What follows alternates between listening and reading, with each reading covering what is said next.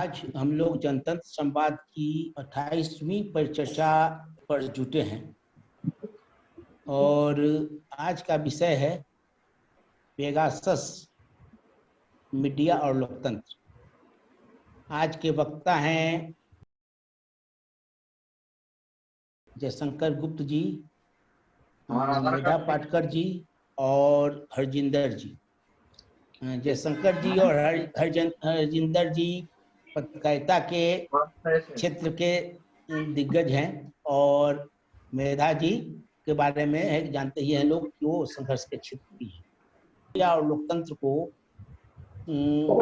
पर क्या असर छोड़ा है, भविष्य में इसका क्या असर पड़ेगा और पेगासस के प्रकरण को खोजने के संदर्भ में भी मीडिया और लोकतंत्र की क्या भूमिका है। क्योंकि एक तरह से देखें कि पेगासस की जो जासूसी का पूरा संदर्भ है, जो खोजने वाले लोग हैं, उसमें भी मीडिया का एक कलेक्टिव एक टीम जो कई देशों की टीम रही है उसकी एक इसमें रही है। तो पेगासस, मीडिया और लोकतंत्र के संदर्भ में जयशंकर जी बात रखेंगे। पेगासस स्पाईवेयर का जो जासूसी प्रकरण है, यह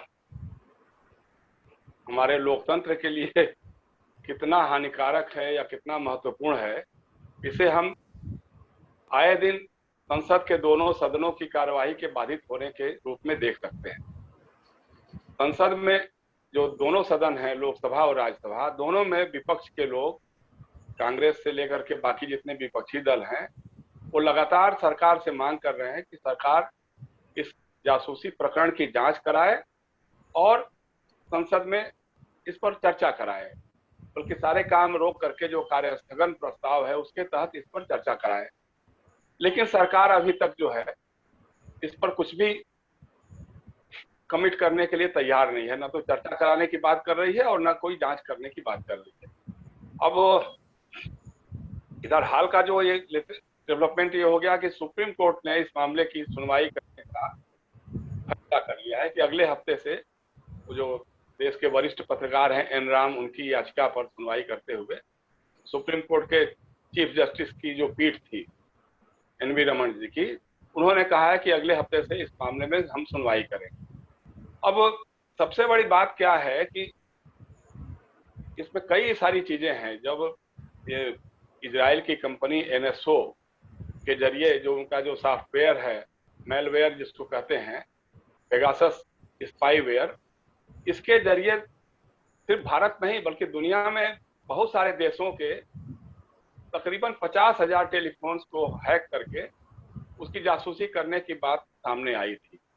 बल्कि जो इसके मामले में जो फ्रांस की संस्था है फॉरबिडन स्टोरीज, एनजीओ है, जर्नलिज्म के क्षेत्र में काफी सक्रिय है, इन्वेस्टिगेटिव जर्नलिज्म को बढ़ावा देती है, उसने और फिर एमनेस्टी इंटरनेशनल, इनके पास जो है ये 50,000 लोगों की लिस्ट आई थी कि इन नंबरों में अधिकतर लोगों के नंबर हैक करके उनकी जासूसी कराई जाती।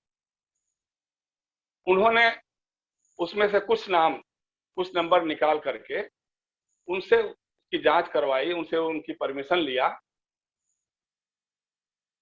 कि आपके फोन नंबर की हैकिंग होने की आशंका जता है तो इसकी हम जांच करके देखना चाहते हैं। तो उन्होंने परमिशन दे दिया। उस परमिशन के बाद जब जांच किए गए तो 67 में से 67 में से 37 फोन नंबर्स के बारे में पता चला कि इनको कहीं ना कहीं से इसमें स्पाईवेयर की घुसपैठ हो चुकी है, उसकी जासूसी हो रही।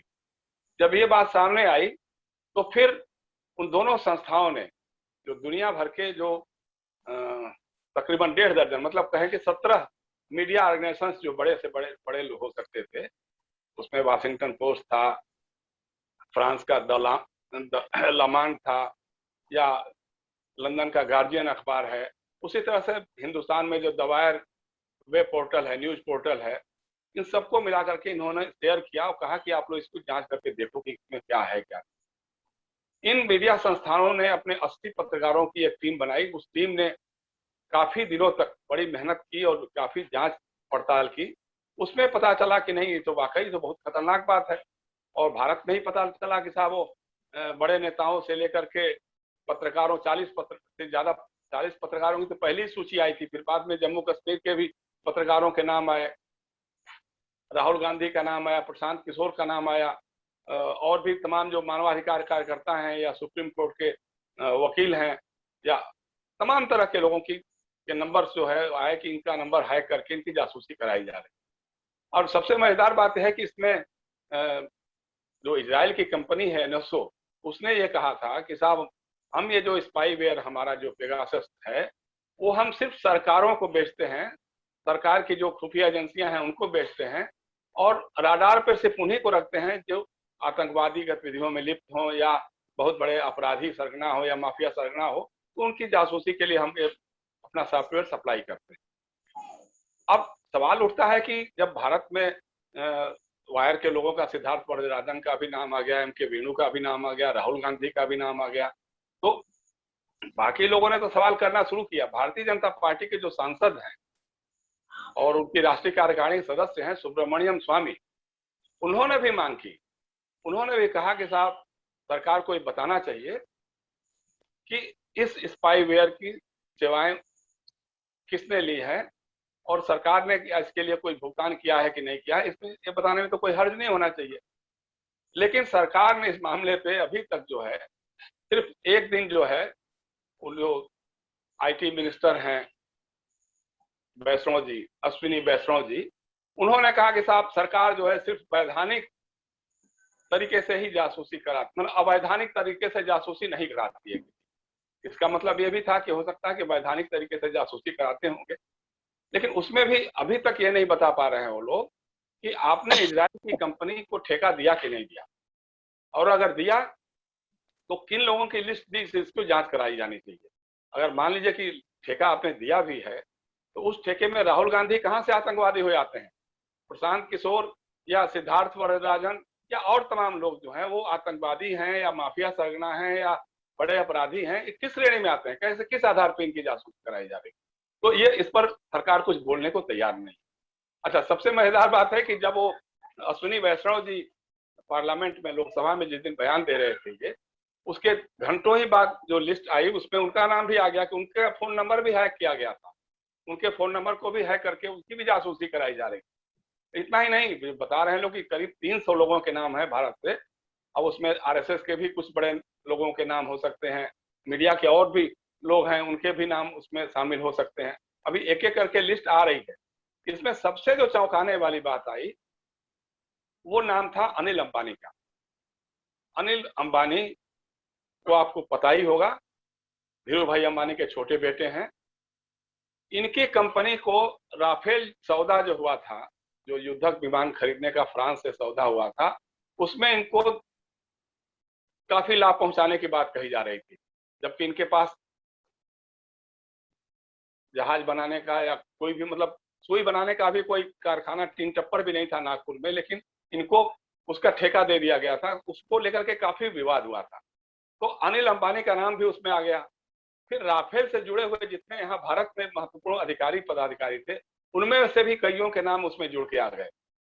अब ये बात हो रही है कि कहीं ना कहीं राफेल घोटाला जो था, राफेल में जो दलाली लेने की बात या देने की बात कही जा रही थी, उसको लेकर के वो भी हो सकता है कि उभर करके आ जाए, क्योंकि जो फ्रांस में जो लेडी जर्नलिस्ट है जिसका नंबर सबसे पहले हैक किया गया था और जिसने सबसे पहले शिकायत भी की, तो वो उसी ने राफेल के सौदे में जो दलाली की बात है उसका रहस्योद्घाटन किया था। उसी के रहस्योद्घाटन के बाद फ्रांस में जांच भी शुरू हुई है।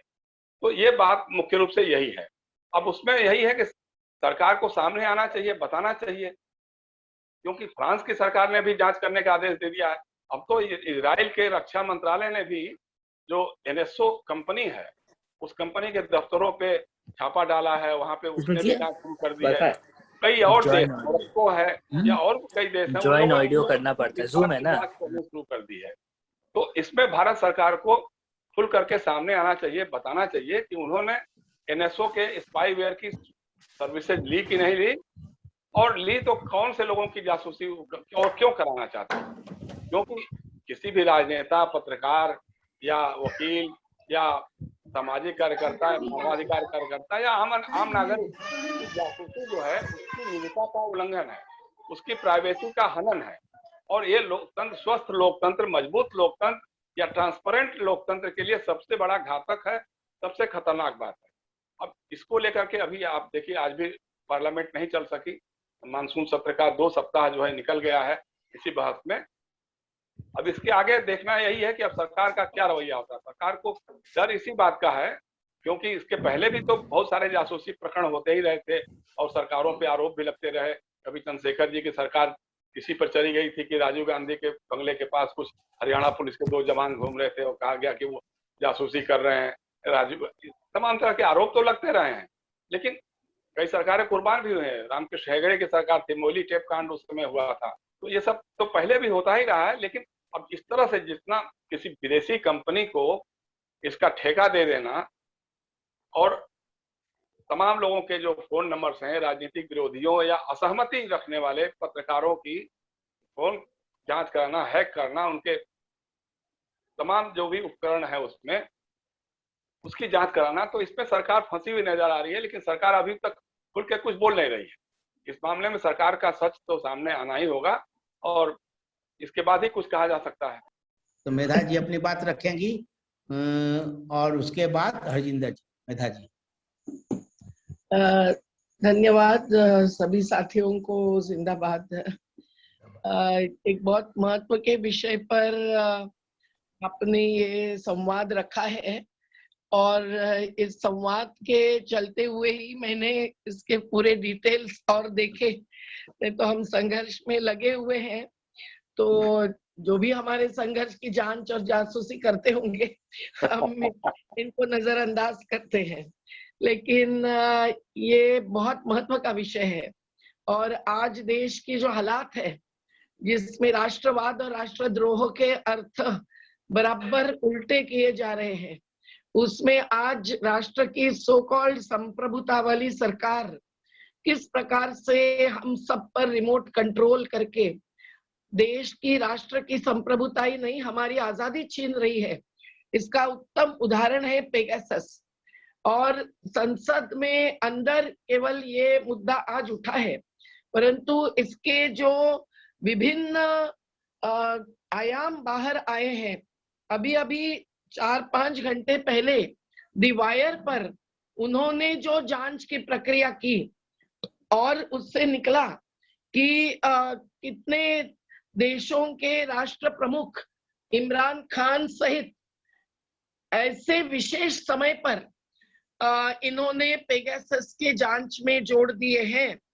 और अगर 80 जर्नलिस्ट इसके पीछे पड़े और 16 ऐसी ऑर्गेनाइजेशंस भी पड़ी, मीडिया ऑर्गेनाइजेशंस, एमनेस्टी इंटरनेशनल पड़ी। जयशंकर जी ने बहुत ही अच्छी तरह से उसकी व्यापकता बताई है कि 50,000 तक का डेटाबेस अभी लीक हुआ है। तो फिर ये निश्चित है कि आज जनतंत्र में ये तंत्र ही हावी है, जन हावी नहीं हो सकते हैं, ऐसी परिस्थिति इन्होंने बना के रखी है। और 2017 में जब अजीत डोभाल और मोदी जी इजराइल जाके आए तभी उनका ये अनुबंध हुआ है, इसकी भी एक प्रकार की साबिती मिल चुकी है। और ये विशेष बात है कि फ्रेंच गवर्नमेंट ने भी अब इजराइल से जांच मांगी है और अमेरिका जो इजराइल का समर्थन करते हैं बार बार, यूएन कमीशन में जब मैंने सुना था इजराइल विरुद्ध पैलेस्टीन का, तो बहुत ही धक्कादायक भूमिका यूएस की दिखाई देती थी। आज यूएस भी इजराइल के ये एनएसओ एजेंसी को पूछताछ कम से कम कर रही है, अगर जांच नहीं तो ये बात बहुत ही अहम है कि पेगासस का इतना अंदर घुसपैठ होना और इसके कारण आज ये पूरी बात ही आईफोन को पर, जबकि बंगाल का इससे ये बात साबित है कि जैसे जयशंकर जी ने क्राइम और जहां होगा ये आतंकवाद जहां होगा वही ये पेगासस काम करती है, और वो भी सरकारों के द्वारा ही, जो सरकारें उनको पेमेंट करके अनुबंध में लेती है। इस बात को भारत के परिप्रेक्ष्य में हम सभी को आतंकवादी मानकर ही, और राजनेताओं को, जो भी विरोधी है सत्ताधीशों के, मोदी सरकार के, अमित शाह के, उनको भी आतंकवादी मानकर या क्रिमिनल मानकर जो हो रहा है, वो पेगासस का कार्य ही एक्चुअली भारत में तो निश्चित रूप से क्रिमिनल साबित हो चुका है, मुझे लगता है। और जांच हो या नहीं हो, सुप्रीम कोर्ट ने इसकी दखल ली है। इन राम की और एमपी एक राज्यसभा के, उन्होंने भी डाला है याचिका। का चेहरा थोड़ा सा बदल गया है, लेकिन कहां तक ये न्यायपालिका भी हिम्मत दिखाएगी, ये देखने की बात है। परंतु मुख्य बात देशों की गवर्नमेंट को, न केवल मोरक्को के हुए राजनेताओं के सरकार ये देखेंगे, तो जैसे कॉर्पोरेट के एक भयावह प्रकार में कॉर्पोरेटाइजेशन के लिए से ये गूगलाइजेशन जो मोदी सरकार ने इतने भरसक युद्ध स्तर पर पूरे देश में फैलाया है, अपनी शिक्षा के, स्वास्थ्य के, अपने हर एक में ऐसे व्हाट्सएप डालकर उन्होंने पूरे क्षेत्रों में जनता को एक्सक्लूड किया है, सीमा पर कर दिया है, और इस तंत्रज्ञानिक तकनीकी पद्धति से अपनी सत्ता साबित की है। तो अब ईवीएम मशीन से लेकर पेगासस पर हम देख सकते हैं कि जिस मैकेनाइजेशन को गांधी का भी एक प्रकार, एक हद तक, काफी हद तक विरोध था, उस मैकेनाइजेशन के परिणाम रोजगार पर ही नहीं, हमारी आजादी पर भी हो रहे हैं। और इसलिए जो चुने गिने मीडिया इसमें अभी भी अपना इन्वेस्टिगेटिव जर्नलिज्म और अपनी सत्यवादी भूमिका, दैनिक भास्कर ने भी जो अभी अभी अपनाई थी, उनको भी रेड भुगतने पड़ रहे हैं। वायर के आरिफा के पास भी इनकम टैक्स के ऑफिशियल्स पहुंच गए, पर उस दूर रखा है। तो आज ये जहां एनडीटीवी है, रवीश कुमार जी है, प्रसून वाजपेयी जी है, जो भी इसमें हावी हैं, आज भी हिम्मत से खड़े हैं, उनको हम सलाम करते हैं। पर ये निश्चित कि अब ऐसे माध्यम की जो गूगलाइज्ड है, जो ग्लोबलाइज्ड है, जो ग्लोबलाइज्ड है, ऐसे माध्यमों के द्वारा हम लोग इस देश में कोई भी सही समता, न्याय, और इसीलिए अगर ये मुद्दा संसद के अंदर उठा है, तो संसद बाह्य राजनीति में भी ये मुद्दा तत्काल उठना जरूरी है, क्योंकि इससे ही नेशनल सिक्योरिटी को थ्रेट है। जिनको ये कह रहे हैं भीमा कोरेगांव के केस में जिनको जेलबंद करके रखा है, ये नहीं है थ्रेट, ये नहीं है क्या बोलेंगे, धोखा, इनसे नहीं है धोखा हमारे राष्ट्र की सुरक्षा के लिए। राष्ट्र की सुरक्षा अगर जनतंत्र में आजादी की सुरक्षा है, संविधान की सुरक्षा है, सबके जीने के अधिकारों की सुरक्षा है, तो फिर तंत्र और उस तंत्र से जुड़ा हुआ राजनीतिक पूरा यंत्र ये ही करने वाले हैं। और इसीलिए देश बचाना है तो ऐसे मीडिया को हम लोगों ने सपोर्ट करना चाहिए, पर साथ साथ वैकल्पिक मीडिया माध्यम जो कि ऑफलाइन ही होने चाहिए। जैसे शिक्षा में भी हम ऑनलाइन को मानते नहीं हैं, ऑनलाइन के इतने गंभीर परिणाम हैं। ये जो यंत्र आज मेरे भी आपके भी हाथ में है, उसके भी कितने गंभीर असर है, अश्लीलता से लेकर जन विरोधता पर, ये सब हम समझ रहे हैं, पर बच्चों के हाथ में वही खिलौने बनाकर दे रहे हैं और शिक्षा के ये साधन है, तो ये कौन सी शिक्षा देंगे? ये ऐसे ही शिक्षा देंगे जो जांच की नहीं, जासूसी की होगी। ये ऐसे ही शिक्षा देंगे जो जनतंत्र और संविधान के दायरे में नहीं होगी। वो संविधान विरोधी, केवल सत्ताधारी और प्रॉफिट मेकिंग कॉर्पोरेट्स के पूंजीवाद के पक्ष में होंगे। और ये बाजार है, जो बाजार अन्यथा भी शिक्षा स्वास्थ्य को लेकर हर क्षेत्र में हावी होने के कारण ही अभद्र रूप की गैर बराबरी आज देश में फैली हुई है। हम यहाँ बिरला के सामने लड़ रहे हैं क्योंकि हमारे श्रमिकों को ऐसे ही मिल देने का झूठा आश्वासन देकर इन्होंने बाहर किए। और हम जब अनुभव करते हैं कि सभी संगठनों के समन्वय आज बन रहे हैं, तो उन्होंने ये सभी मुद्दे बहुत ही गंभीरता से लेने चाहिए। उस पे अलग अलग अनुभव दुखद रूप से आते हैं। अभी किसान आंदोलन तो बहुत बड़ा समन्वय बन गया है, लेकिन उनकी भी तो जासूसी होती होगी और सभी नेताओं पर ये हावी हो रहे हैं, केसेस डाल रहे हैं जर्नलिस्ट पर। तो इस सबका सामना हम कैसे करेंगे, ये आखिरी मुद्दा है। मुझे लगता है कि ये सामना हम लोग तभी कर सकते हैं जब हम लोग फिर गांधी और जयप्रकाश को याद करेंगे, तभी जबकि हम लोग धरातल से ही जुड़कर अपना अपनी आवाज और अपना संघर्ष खड़ा करेंगे। आज बहुत सारे संघर्षों के साथी भी ऑनलाइन ही हो गए हैं।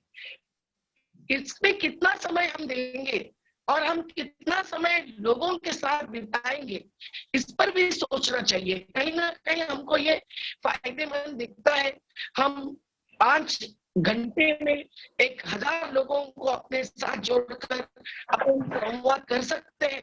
पर मुझे लगता है कि ये उसी सिक्के के एक बाजू है जिसकी दूसरी बाजू हमारा पूरा आजादी का पूरा एक परिप्रेक्ष्य बर्बाद कर रही है।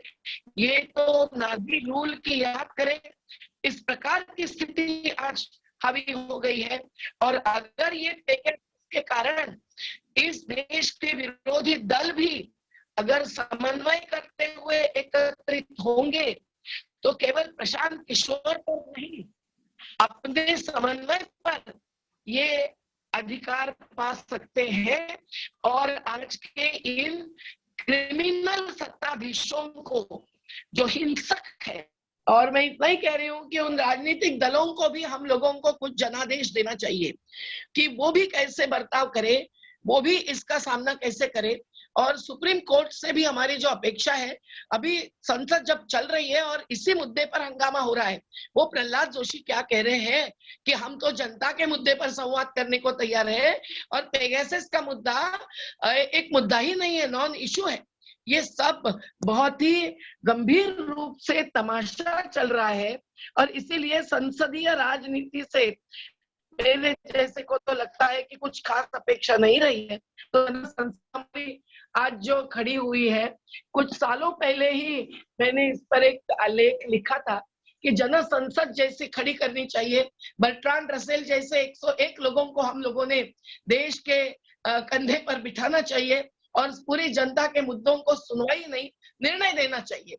बस हम लोग ये वैकल्पिक राजनीतिक संरचना और प्रक्रिया कैसे शुरू करेंगे, इसको पेगासस ने आप एक बहुत बड़ी चुनौती हमारे सामने भी खड़ी की है। निश्चित 300 में हमारे भी किसी का फोन नंबर होगा। मुझे तो कहा ही था सेंट्रल सर्वाइलेंस के किसी व्यक्ति ने कि आपके फोन पर कुछ भी मत कीजिए, कोई भी सुरक्षित नहीं है। तो हम भी जेल के बाहर कितने सुरक्षित है, ये भी हम सोच सकते हैं। और इसीलिए मुझे लगता है कि ये एनएसओ के खिलाफ एनजीओज नहीं लड़ सकती है, एनएसओ के खिलाफ मूवमेंट ही लड़ सकती है, नेशनल सोशल मूवमेंट एनएसएम। और वो हम कैसे पैन इंडिया मूवमेंट, दलित आदिवासी और सबको लेकर, जो ऑफलाइन आज भी है, उन लोगों को तो हमको लेना ही चाहिए। पर इन्होंने अभी सबके हाथ में ये यंत्र थोप दिया है, तो हम लोगों को भी कहीं ना कहीं कल्ट बनाना पड़ेगा कि जो एक गांधी जी के जैसे एक मूर्ति, जो एक विशेष संदेश दे रही थी, और उनके हाथ में ऐसे साधन नहीं थे, उनके हाथ में कलम थी, पेपर था। हम लोगों को भी कुछ ना कुछ ऐसा एक कल्ट बनाना चाहिए जिसको देश मान्यता दे देगा। कैसे करेंगे ये हम सोचने चाहिए। और मुझे इतना ही लगता है कि ये फॉरबिडन स्टोरीज केवल नहीं है, ये एक प्रकार से सत्ता लेडन स्टोरीज है, और इसीलिए हम लोगों को इस सत्ता को घेरने के नए तरीके करने चाहिए, क्योंकि सीधा दबाव पूंजी से भी मीडिया पर लाया है, और अब ये पेगासस तो अंदर घुसपैठ करने वाला पैन कार्ड बन गया है। तो भीमा कोरेगांव के लोगों में से रोना विल्सन और बाकी लोगों के बारे में जो साबित हुआ है कि इन्होंने फॉरेंसिक पद्धति से अपनी घुसपैठ की है। मैं तो टेक्नो सावी इतनी नहीं हूं, तो कैसे इसकी जांच कौन कर रहे हैं, उनको सलाम करते हैं, लेकिन वो भी कांटे से कांटे निकालने की बात है। हम लोगों को इस कांटे के सामने हमारी जो वैकल्पिक संरचना और विजन है, नजरिया है, उसके ही फूलों का सुगंध और समृद्धि लाने की एक तमन्ना रखनी चाहिए, संकल्प लेना चाहिए, और मार्ग भी, पथ भी नियोजित करना चाहिए। धन्यवाद, मैं यहाँ रुकती हूँ। अब हरजिंदर जी अपनी बात रखें। कि ऐसा है कि जासूसी, जो देशों द्वारा जासूसी की जाती है या सरकारों द्वारा जासूसी की जाती है, उसके बारे में धारणा एक ये है कि जासूसी किसकी की जाएगी, एनेमी ऑफ द स्टेट, जो राज्य का दुश्मन है उसकी जासूसी की जाएगी। लेकिन हम देखते हैं कि ऐसा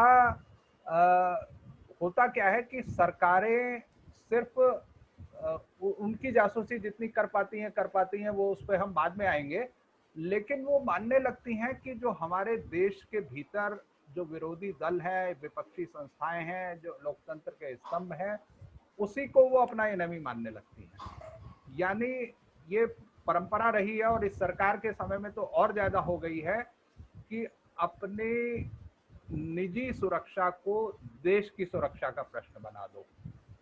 तो इसलिए ये जो तरीका है, अब इसमें क्या हो रहा है कि आप थर्ड पार्टी सॉफ्टवेयर यूज कर रहे हैं जासूसी के लिए।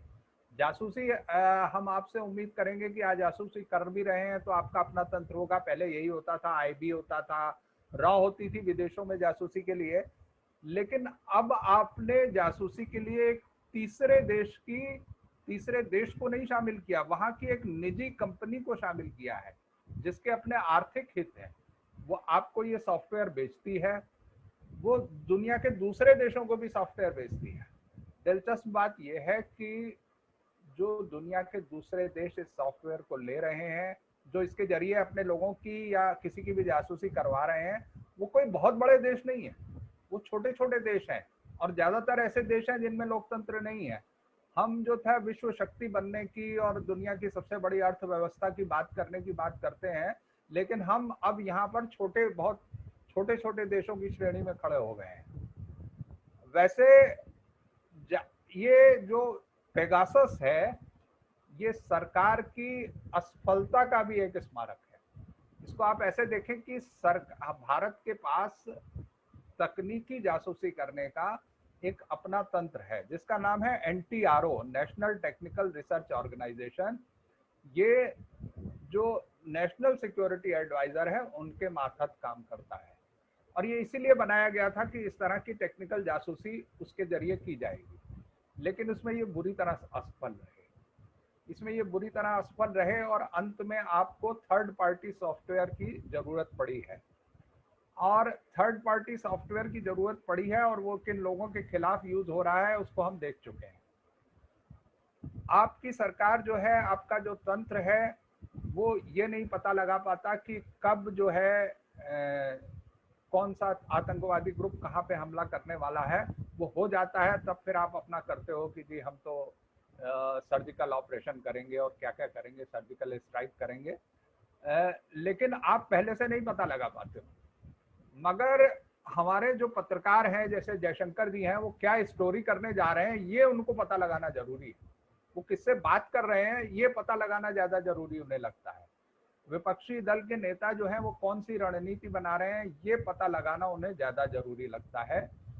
तो अच्छा, दूसरा क्या है कि अब आप मीडिया, इसमें विषय है पेगासस, मीडिया और लोकतंत्र। तो मीडिया के बारे में दिलचस्प चीज यह है कि मीडिया तो हर जगह है, यानी जिन लोगों की जासूसी करी जा रही है उसमें भी मीडिया है, जो लोग इसका भंडाफोड़ कर रहे हैं वो भी मीडिया है, और जो इसमें सरकार के बचाव में खड़ा हुआ है वो भी मीडिया है। देश में जो भी आप उसको कहें, उसको आप मोदी का सम्मोहन कह सकते हैं, आप उसको एक सांप्रदायिक धारा चल रही है उसे कह सकते हैं, उसमें उसके सम्मोहन में या उसके प्रभाव में देश के मध्य वर्ग का एक बड़ा हिस्सा है, मीडिया का भी एक बड़ा हिस्सा इसी वर्ग का है। ये एक बात है। दूसरी बात यह है कि ये सरकार जानती है कि मीडिया को कैसे दबाया जाए, उसको कैसे आर्थिक लाभ देकर अपने साथ लाया जाए, या उसके ऊपर बल प्रयोग करके विभिन्न एजेंसियों का उसके खिलाफ इस्तेमाल करके उसको कैसे अपने पक्ष में लाया जाए। हम देख चुके हैं कैसे भास्कर पे वो हुआ, छापा पड़ा, उसके पहले उसके साथ ही उत्तर प्रदेश के एक चैनल पे छापा पड़ा, उसके पहले जो था न्यूज़ क्लिक के खिलाफ अफवाहें उड़ानी शुरू की कि ये चीन के पैसे से चलता है। तो मीडिया को दबाने की सरकार की जो कोशिशें हो रही हैं उसमें उसका समर्थन एक मीडिया का ही एक वर्ग कर रहा है। अब लोकतंत्र का मामला थोड़ा सा गहरा है। भारत में लोकतंत्र पर क्या असर होगा, जयशंकर जी ने बहुत अच्छा बताया, मेधा जी ने भी बहुत अच्छा बताया कि सरकार जो है वो बिल्कुल बेपरवाह है। उसको लगता है कि बहुत सारी चीजें हुई हैं वो धीरे धीरे खत्म हो जाएंगी। पेगासस से सरकार को एक फायदा जरूर मिला है कि जो कोरोना के दौरान, कोविड महामारी के दौरान सरकार का जो मिसमैनेजमेंट था उसका मुद्दा धीरे धीरे सामने आने लग गया था। अब उसको लग रहा है कि अगर पेगासस चलता रहा तो उसकी चर्चा थोड़ी सी बंद हो जाएगी। लाखों लोग मर गए हैं और वो उसको दबाए रखना चाहते हैं, उसमें पेगासस का भी यूज कर रहे हैं आराम से कि और उस पेगासस से एक तीर से कई शिकार भी कर ले रहे हैं। लेकिन एक दूसरे स्तर पे मुझे लगता है कि ये मामला लोकतंत्र के हिसाब से देखें तो ज्यादा गंभीर है। हमारे क्रांतिकारी लोग जिसका बहुत विरोध करते रहे हैं वो है उदारवादी ताकतों का, और पिछले कुछ समय में दुनिया में वो उदारवाद कमजोर हुआ है जो नागरिक अधिकारों की बात करता था। इसका सबसे अच्छा उदाहरण हमने अमेरिका में देखा है। और अब नागरिक अधिकारों की बात कई जगहों पर, भारत समेत, अमेरिका समेत कई जगहों पर एक अपराध की तरह ली जाने लग गई। माना जाने लग गया है कि ये जो नागरिक अधिकारों की बात करते हैं वो तो कुछ गड़बड़ ही है, और जनता भी उनका साथ नहीं देती है। तो ये जो जनमत बना है उदारवाद के खिलाफ, ये बहुत बड़ी भूमिका निभा रहा है। लोकतंत्र को अगर आप लंबे दौर में ये देखें, लॉन्ग टर्म जो नुकसान होना है वो इस जनमत से होना है जो उदारवाद के खिलाफ दुनिया भर में खड़ा हो गया है, और वो कट्टरपंथी ताकतों को, डोनाल्ड ट्रंप जैसे लोगों को समर्थन दे रहा है, लगातार समर्थन दे रहा है। ये दुनिया में कई जगह देखने को मिल रहा है। तो ये एक बड़ा भावी खतरा है जिसकी ओर हमें ध्यान देना होगा। जी हाँ, ठीक है। इस पूरे प्रकरण में कुछ बातें जो ध्यान देने वाली हैं उसको फिर चिन्हित करके आगे हम प्रश्न और टिप्पणी आमंत्रित करेंगे। एक तो है कि इस प्रकरण में सबसे खास बात यह है कि जो अभी बात तुरंत आई कि राष्ट्र के शत्रु या देश के शत्रु की जासूसी की एक तरह से परंपरा रही है, मान्यता रही। लेकिन सरकार के आलोचक की जासूसी का प्रकरण पेगासस से जुड़ा हुआ है। लेकिन केवल इतना ही नहीं जुड़ा हुआ, सरकार के आलोचक भी नहीं। ध्यान दें कि सरकार के माने शासन के सारे स्तंभों के जो प्रधानमंत्री कार्यालय के लोगों के भी हैं, यानी एक गिरोह, सरकार को भी एक गिरोह बनाया गया है, और एक गिरोह के को जहां से आशंका है उसकी जासूसी की बात चल रही है। एक संदर्भ है।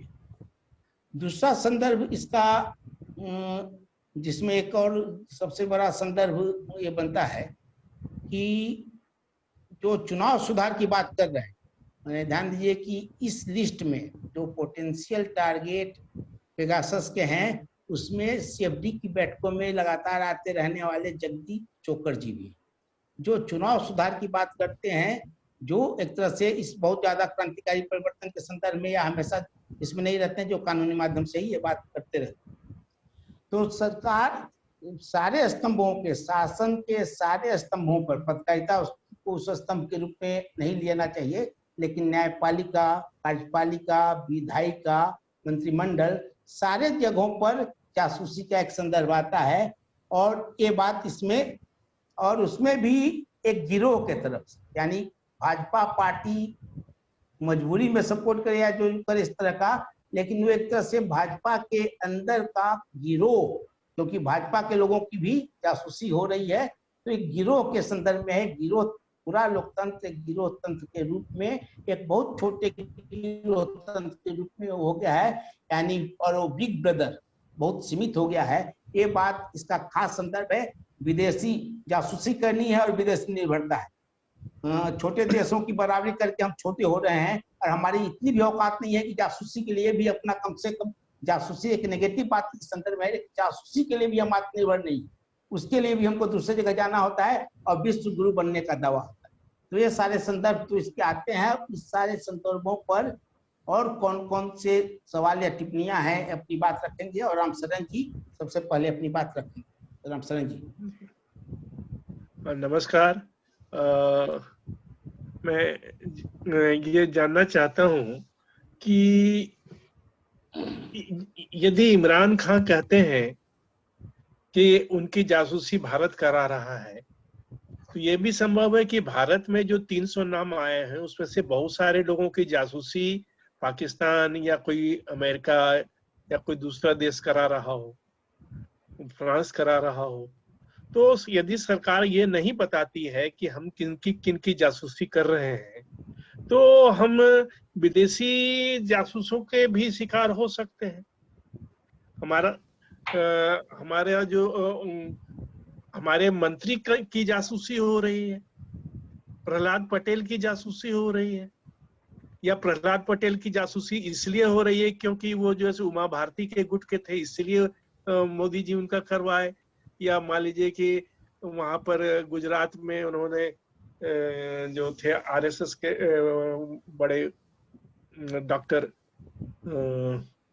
मैं नाम बोल रहा हूँ, प्रवीण तोगड़िया का करवाया। इसका मतलब है कि एक खास गुट जो है बीजेपी में भावी हो रहा है। और इससे भी बड़ा सवाल हमको ये लग रहा है कि जो रंजन गोगोई के ऊपर जो महिला ने सवाल उठाया, उसका उसके परिवार का करना, इसका मतलब है कि यह सरकार न्यायपालिका की स्वतंत्रता को भी हनन कर रही है। ये तो पूरी तरह से संविधान के विरुद्ध है कि हम न्यायपालिका की स्वतंत्रता पर कार्यपालिका हावी हो जाए। ये तो बिल्कुल राष्ट्रद्रोही बात है। तो ये जो दो बात हमको लग रही है, 2-3 बातें, ये हम इस पर हम आप लोग की राय जानना चाहेंगे। ये है वो बिल्कुल सही है, उसपे कुछ ज्यादा बोलने की जरूरत ही नहीं है। न्यायपालिका के अंदर घुसपैठ केवल पेगासस के द्वारा ही नहीं, डायरेक्ट पीएमओ के द्वारा भी है। तो ये बात निश्चित है कि जनतंत्र के हर स्तंभ को दीमक लग गई है। कुछ ब्यूरोक्रेट्स भी, कई सारे पॉलिटिशियंस भी, और कई सारे संवैधानिक संस्थाएं भी, कुछ आज इनके रिमोट या डायरेक्ट कंट्रोल में भी है।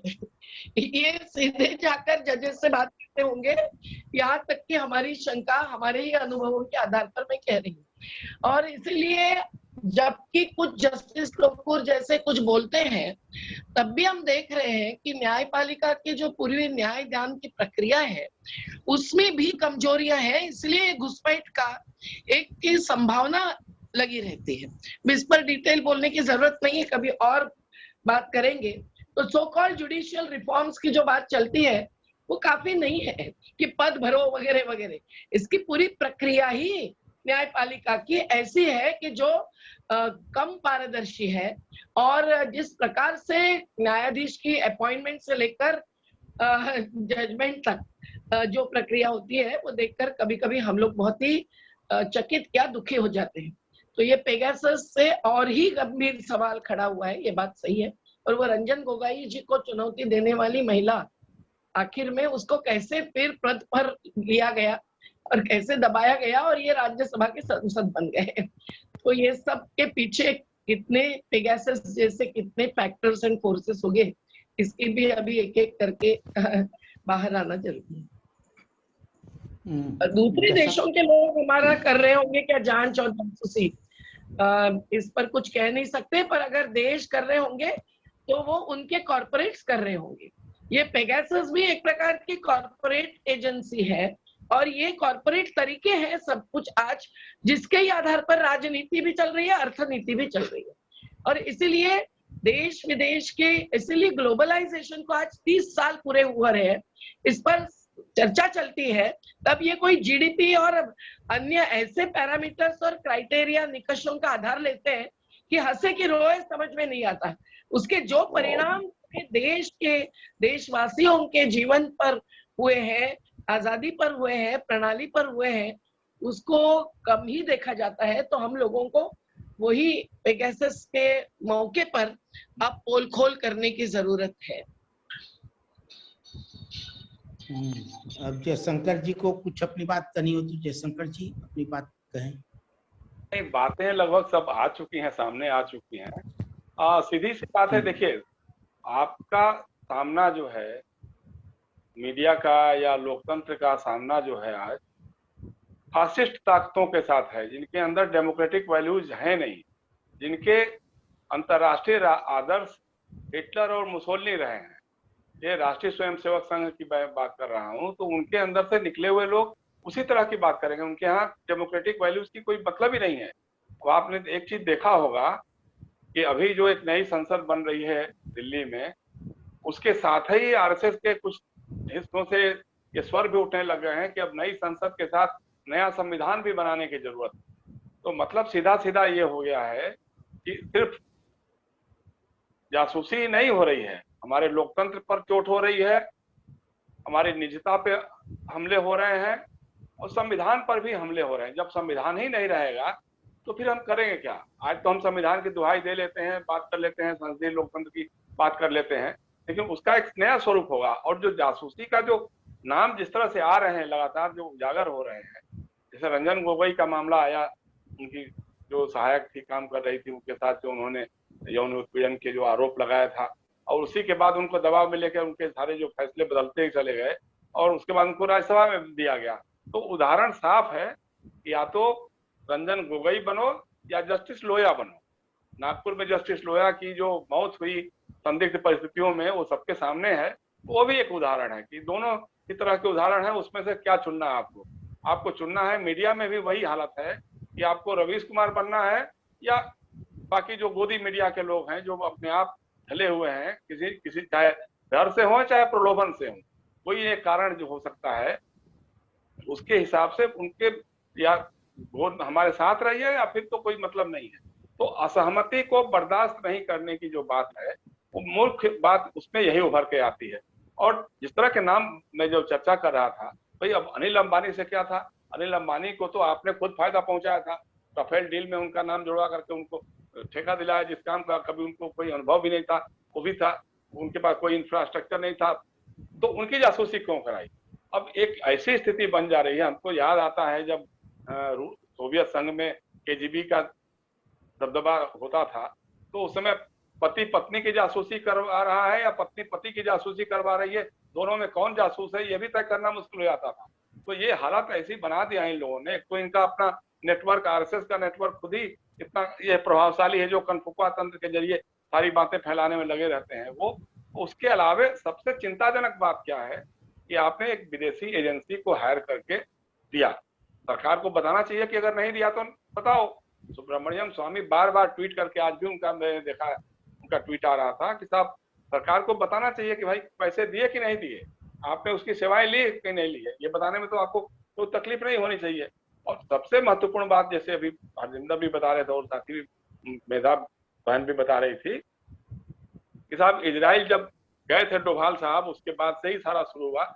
उसी के बाद से जो नेशनल सिक्योरिटी काउंसिल है, उसका बजट 25-30 करोड़ से बढ़ाकर 300 करोड़ से ज्यादा कर दिया गया।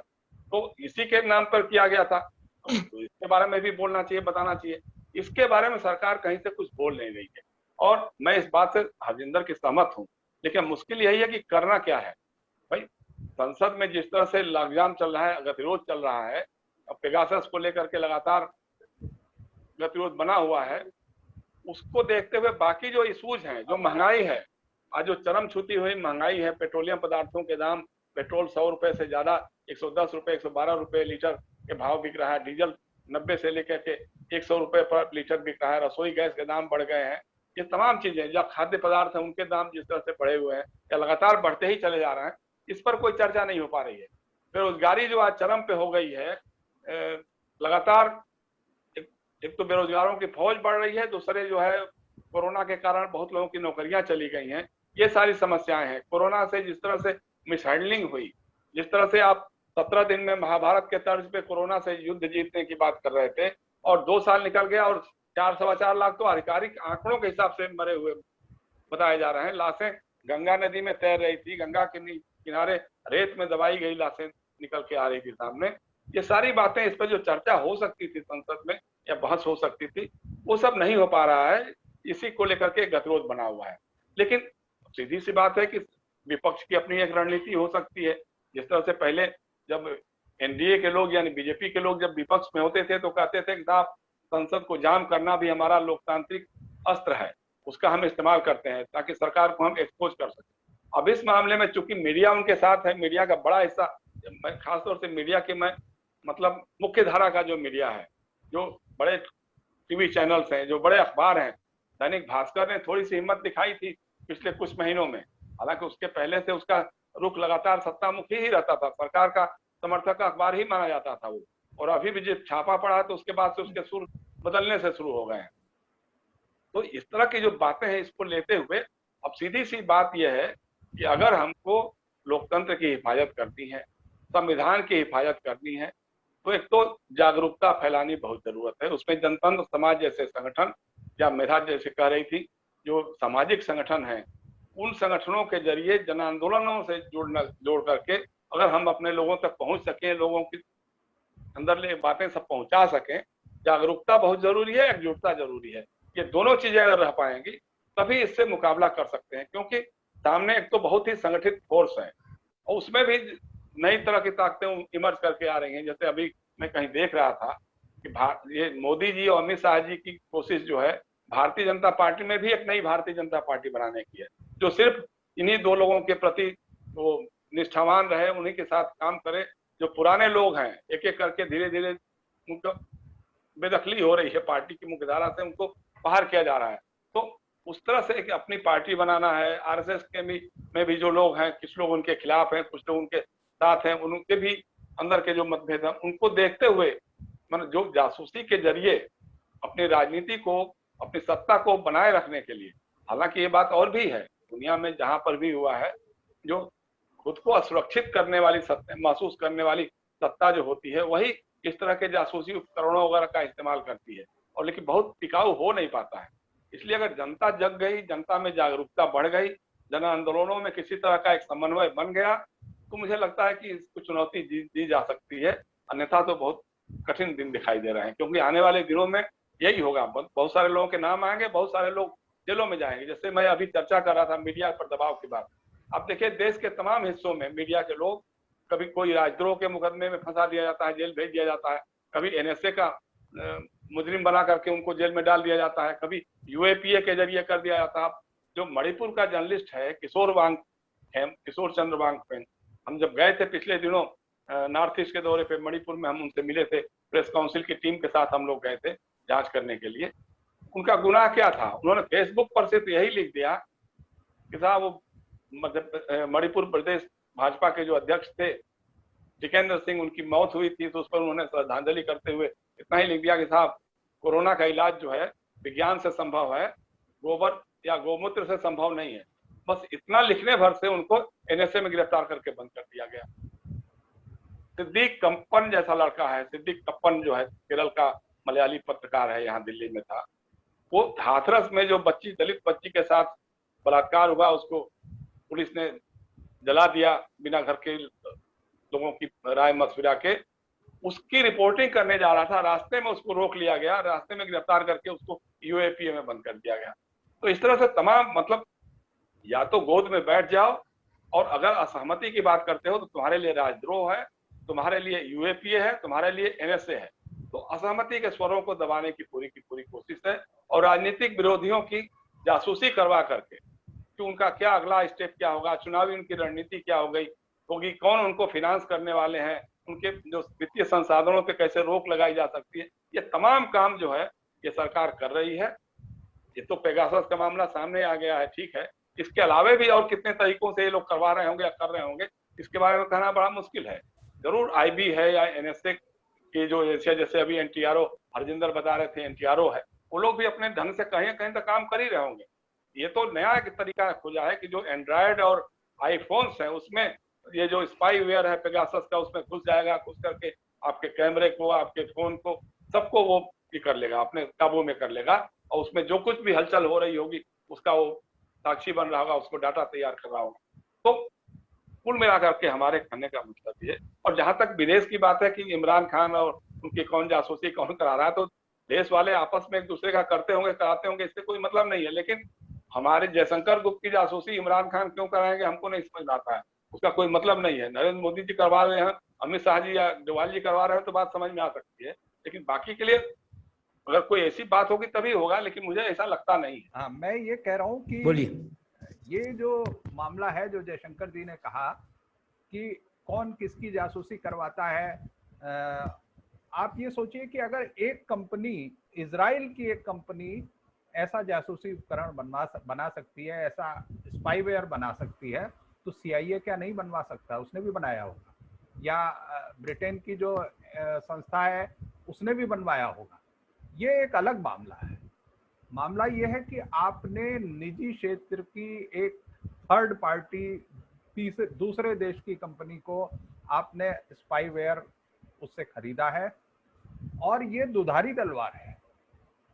अब आप अपने आलोचक जो हैं उनकी बातचीत तो समझ रहे हैं, सुन रहे हैं, ठीक है, लेकिन विदेशी कंपनी को भी ये पता चल रहा है कि आपकी कमजोर नस जो है वो कौन 300-400 लोग हैं जिनकी आप जासूसी कर रहे हैं। वो अगर हमें ये स्पाईवेयर बेच सकती है, भारत को ये स्पाईवेयर बेच सकती है, तो किसी को हो सकता है ये जानकारी भी बेच दे कि इस सरकार की कमजोर नस कौन लोग हैं। तो ये दुधारी तलवार है, और ये सरकार के लिए भी संकट का कारण बनेगी। बहुत सारे उदाहरण दिए, मुझे लगता है एक नाम छूट गया जिस पे हमें बहुत ध्यान देना चाहिए। इन दिनों देश महामारी के दौर से, उसके आतंक से, उसकी परेशानियों से, उसकी तकलीफों से और उससे गुजर रहा है, और इस सरकार ने पिछले काफी समय में एक चीज का बहुत महिमा मंडन किया, कोरोना वॉरियर। वो ठीक है, मुझे लगता है कि ऐसी स्थितियों में उनको एक अलग सम्मान, उचित सम्मान दिया जाना चाहिए, वो समझ में आता है। लेकिन इस देश में जो सबसे बड़ा कोरोना वॉरियर है, बल्कि सबसे बड़ी कोरोना वॉरियर है, देश की सबसे बड़ी वायरोलॉजिस्ट जो गगनदीप कांग हैं, उनकी भी जासूसी करवाई जा रही है। मतलब इस सरकार को जो खतरा है वो अपने विरोधियों से, अपने आलोचकों से, या सुप्रीम कोर्ट के जज पर आरोप लगाने वालों से ही नहीं है।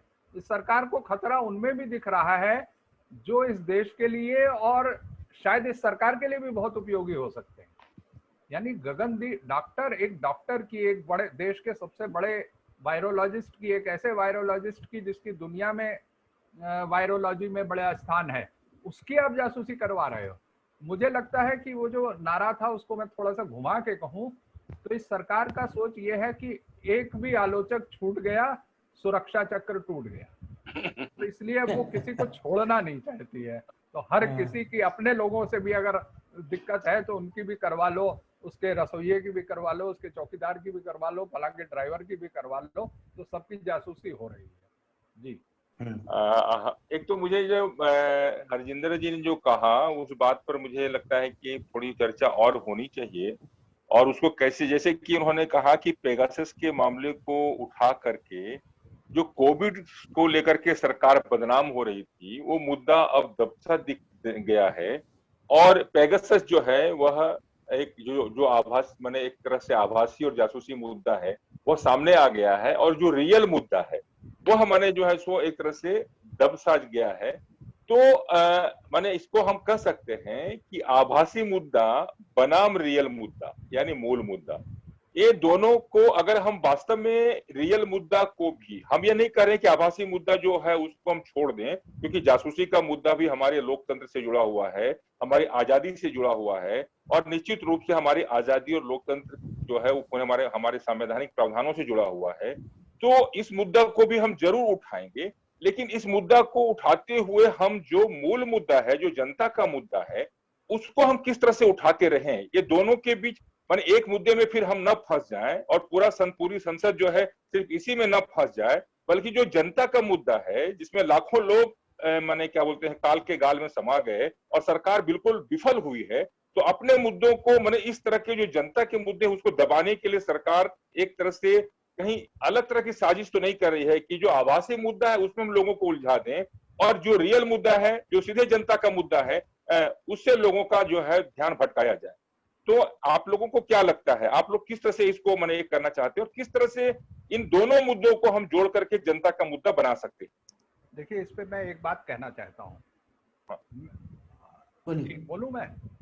हाँ जी बोलिए। हाँ, मैं इसमें एक बात कहना चाहता हूँ। देखिए, ये पेगासस का मुद्दा जो है ये निश्चित रूप से बहुत बड़ा मुद्दा है। बहुत बड़ा मुद्दा इसलिए है कि महामारी आज है, हो सकता है कि कल ना रहे, लेकिन अगर पेगासस पे हमने हल्ला नहीं मचाया, इस पे हंगामा नहीं किया, इसको जनता के दिमाग में नहीं डाला, तो ये माना जाएगा कि ये जासूसी तो बड़ी आम बात है, हो जाती है, कोई बात नहीं। तो जो जासूसी है वो कल भी रहेगी, वो हमेशा रहेगी। वो इस जिसको हम लोग, हमारी सरकार ने एक नया वो नारा दिया है, न्यू नॉर्मल, तो वो न्यू नॉर्मल बन जाएगा। तो पेगासस न्यू नॉर्मल ना बने, इसलिए इस पर जोर देना जरूरी है। मैं मानता हूं कि वो सारे मुद्दे महत्वपूर्ण हैं, बेरोजगारी महत्वपूर्ण है, महामारी का जो मिसमैनेजमेंट है वो महत्वपूर्ण है, महंगाई जो हो रही है वो महत्वपूर्ण है, जनता के मूल मुद्दे हैं उनको भी उठाया जाए, लेकिन ये मौके पर पेगासस का मुद्दा उठाना बहुत जरूरी है, इसलिए उसको उठाया ही जाना चाहिए। और ये आभासी मुद्दा नहीं है, ये आभासी दुनिया का मुद्दा हो सकता है, आभासी जो तकनीक है उसका मुद्दा हो सकता है, ये वास्तविक मुद्दा है। और इस मुद्दे को हमें इस रूप में पेश करना होगा कि ये मुद्दा जो है और जो महंगाई है और जो कोरोना का मिसमैनेजमेंट है, ये दरअसल इनके पीछे की ताकत एक ही है और हमें उसके खिलाफ कदम उठाने चाहिए। जी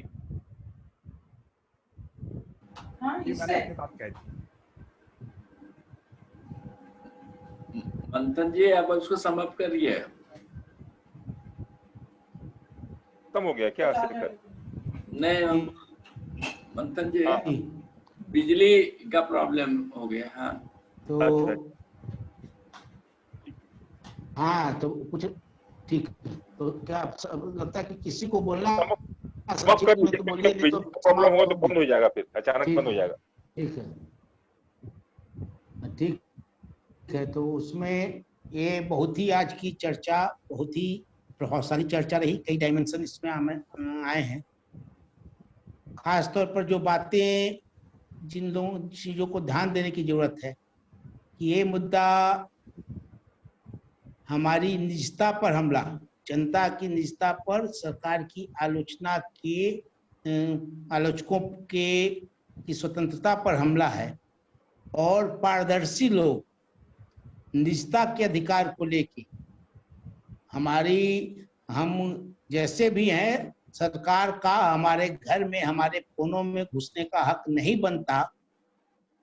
और अगर कोई ऐसी सरकार करती है तो उसको सूचना देनी चाहिए, कारण बताना चाहिए, इसका मुद्दा बनता है। इस रूप में बातें हैं। वैकल्पिक मीडिया को ज्यादा से ज्यादा विकसित करना, लोकतंत्र को ज्यादा से ज्यादा प्रत्यक्ष बनाना, और जो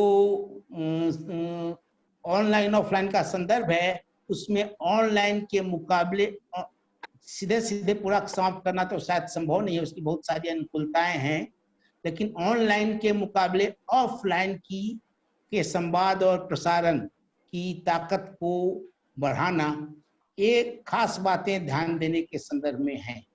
साथ ही साथ किसी भी मुद्दे को, एक मुद्दे को प्रमुख मान के उस पर केवल लंबे समय तक निशाना बांधने से नहीं होगा। निशाना तो बांधे रखना है, कौन ज्यादा दीर्घकालीन बड़ी समस्या है, कौन सा ज्यादा निरंकुशता की ओर बढ़ती है, क्योंकि भूख और बहुत सारी आर्थिक समस्याएं हैं। सरकारें बदल जाएं तब भी रहेंगी, ये सरकार बदल जाए तब भी रहेगी, लेकिन फासिज्म का जो प्रश्न है, निरंकुशता का जो प्रश्न है, संघ की विचारधारा की आक्रामकता का जो प्रश्न है, इस प्रश्न को कभी छोड़ने की जरूरत नहीं है। लेकिन सारे मुद्दों को, सारे जो संदर्भ हैं, ऐसा न हो कि पेगासस पर ही इतना, पेगासस पर कुछ खास कर भी नहीं सके, जनता के बीच जा भी नहीं सके और केवल संसद को बात को अवरोध करते हुए करें। तो पेगासस के साथ साथ जितने जरूरी मुद्दे हैं उनको प्रभावशाली तरीके से, किसी भी प्रमुख मुद्दे को प्रभावहीन बेअसर हुए बगैर किस तरीके से हम बना सकते हैं, एक रणनीति का प्रश्न है। इस रणनीति के प्रश्न में अक्सर हम लोग एक दूसरे से अलग दिखते हैं, कभी कभी एक दूसरे से विपरीत भी दिखते हैं। इसके बदले हमें जन आंदोलनों का समन्वय बनाने के लिए, लोकतंत्र के जन आंदोलनों का समन्वय बनाने के लिए सारे मुद्दों को प्रभावशाली तरीके से एक साथ कैसे उठाया जा सकता है, इस रणनीति की दिशा में बढ़ने की जरूरत है। कि आज के पेगासस की मामला है, जो एक गिरोह के द्वारा, सरकार के अंदर के एक गिरोह के द्वारा, निरंकुश गिरोह के द्वारा, ध्यान दें कि हिटलर का भी ग्रुप 6-7 लोगों का था, तो उस तरह के गिरोह के द्वारा चलाया गया है और उस पर केंद्रित होने की जरूरत है। इन सारे संदर्भों को हमको ध्यान देने की जरूरत होगी। ये बातें यहाँ से स्पष्ट होती हैं, इस दिशा में बातें निष्कर्ष की ओर बढ़ी हैं। इसके साथ इस निष्कर्ष की जो दिशा में बातें बढ़ी हैं और आगे हमारी चर्चा जारी रहेगी। अगले परिचर्चाओं में इसके साथ आज की परिचर्चा समाप्त होती है।